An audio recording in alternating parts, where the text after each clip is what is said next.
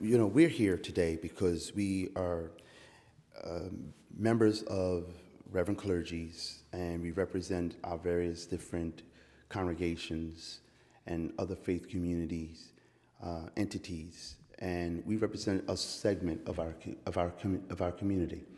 And we come to share our concerns about the development of a regional casino development, combined with a performing arts center. Now, personally, we think a performing arts center is good, and we need that in our city. So that's not the question for us, nor the issue, and we want to push that to the side. The issue for us happens to be the casino development, and we want to get ahead of this so that there be no surprises of the fact that whatever's happening at City Hall is happening, but that we want a robust discussion with members of the community at large. But we also find, and I want to share with you from an economic point of view, because there's a host of issues from a whole host of angles we can come from, be it moral, ethical, economical. But I want to come from the economic point of view for a moment, and my colleagues will share from their perspective. But a good way to wreck, I think, a local economy is to build a casino. Just, if you want to wreck an economy, just go ahead and let's have a casino party, and let's wreck it. Because casinos are known to do just that.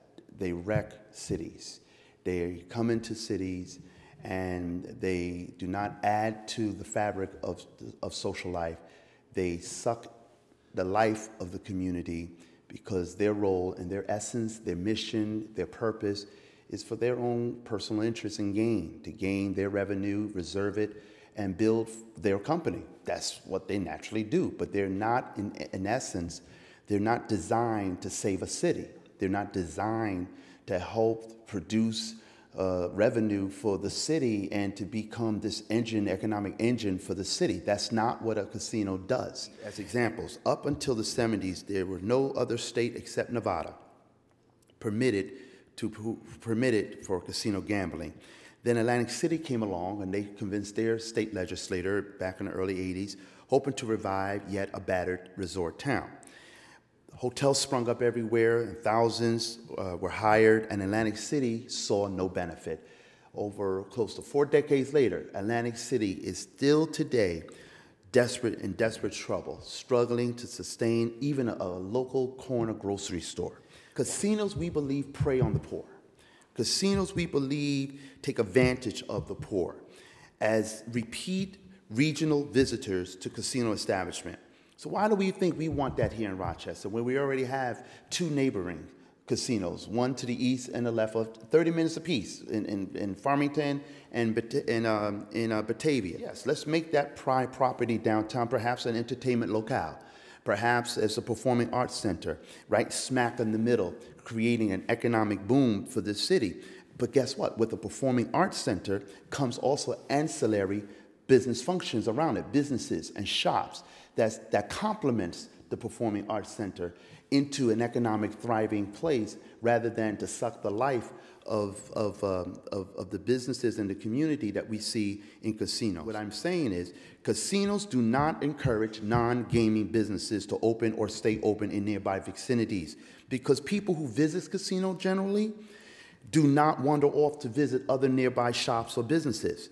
A casino is not like a movie theater. It's not like a sporting stadium where they offer a time-limited amusement.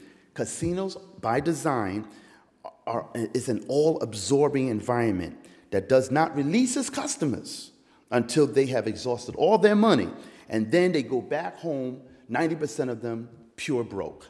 And so we don't want that type of environment. We're talking about trying to save our community, but particularly the anti-poverty initiative, and that's going the way it's going. And then at the same time, a casino development. What are we saying? Which way we're going here? And for us, that's confusion, and we're not confused. Casinos, they prey on the poor. They will hurt our families, and they will keep them in poverty. In a community where over 70% of our children live in concentrated poverty every day in this community, 45% unemployment rate among black people in this community, poor achieving schools. We have more money in this city than we ever have had before, and we're not addressing the problems that face our neighborhoods. And we need to realize for every low-wage job created at a casino, more and more people will find themselves suffering financially. Our people in this community need jobs, but they need jobs that will provide a living wage to provide for their families and lift them out of poverty. We need to train our citizens for jobs that require more skills than dealing cards on a card table. No other casino in America has helped anyone get out of poverty, and Rochester is no different. Look at Niagara Falls, Atlantic City. Both have huge populations of struggling families, and this can be replicated around the country, as we all know. For us, it becomes also a moral issue and a spiritual issue. 70% of our children live in daily poverty. We live in the 10th richest city in the United States. Rochester is known as a city of banks, but yet we suffer the highest concentration of poverty, particularly among Black and Hispanic children. We stand here today saying no casino in downtown Rochester. The case, I'm very much concerned about giving up a whole lot of control of our downtown, prime real estate. We're talking about sovereignty of the Seneca Nation, who would then phase out the city's right to raise taxes. The tax base would be severely affected. We don't know at this point in time what kind of deal would be struck on the front end, and equally important, what kind of benefits the city as a whole and residents in general would have on the back end. But I am concerned that we also have an opportunity as a community to weigh in on this issue. There's obviously a sense that there's a conversation brewing, some development going on behind the scenes, and the community needs to be able to weigh in, have the opportunity to weigh in, and we in the faith community are very serious about wanting to weigh in because we do not feel that a casino is in the best interest of our city. And in particular, if we forfeit control over prime real estate in downtown, that would be a greater disservice to this community than any benefit that could be gained. I'm also concerned with the notion of, yes, Performing Arts Center would be a great idea. I do corroborate with my fellow colleague here that we could use something like that, but a casino in and of itself doesn't really benefit everyone. It only benefits the owners. And we need economic development that would allow all boats to rise, everyone being able to benefit. But we're not going to remain idle in voicing our opinion. We do not want this to happen in a vacuum, in secrecy. And so if there's any discussion, I do expect there to be some community vetting, that there to be some community involvement and weighing in, wait if we have to, for developers and the right persons to come in and consider some development project for a performing arts center or some other form of entertainment. But the last thing we need is a casino, and that's where I stand, and that's why I'm adamantly against development of a casino in downtown Rochester.